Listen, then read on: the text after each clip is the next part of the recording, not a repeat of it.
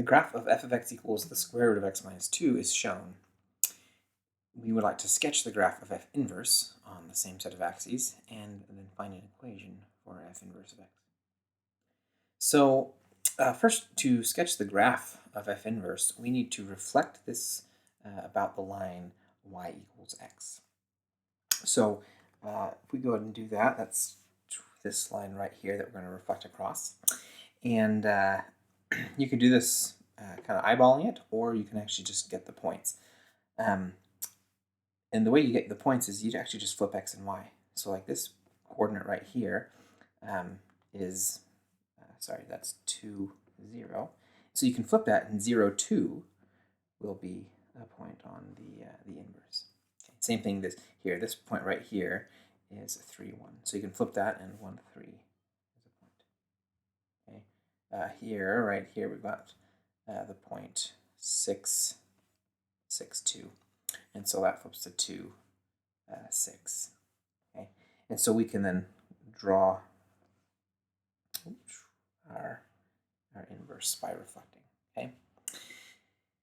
We want the equation, the expression for f inverse of x.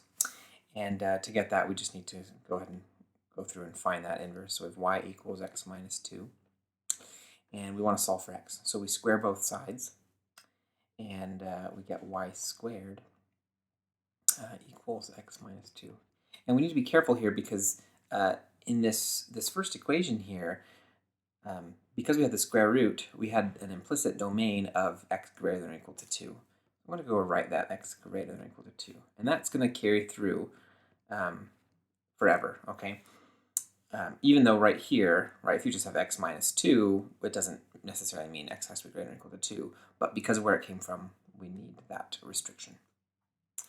And then if we add 2, we have y squared plus 2 equals x. Again, x is greater than or equal to 2. Okay. And then that's x. And so to get our inverse function, we swap x and y. We have y equals x squared plus 2. And now y is greater than or equal to 2. Now, that is actually built into this equation right here. Okay? A number squared plus 2 will always be greater than or equal to 2. But there's also a restriction on x here based on the restriction of the range up here. And we're going to continue that here. If I have a square root of something equals y, that tells me y is going to have to be greater than or equal to 0. Because there's no way you can take a square root and end up with a negative number. So we carry that through. Okay? And then when we switch x and y, now that turns into x is greater than or equal to 0. So our inverse function, we have f inverse of x is equal to x squared plus 2. But we have this restriction on the domain of the inverse, and that's this thing here, x greater than or equal to 0.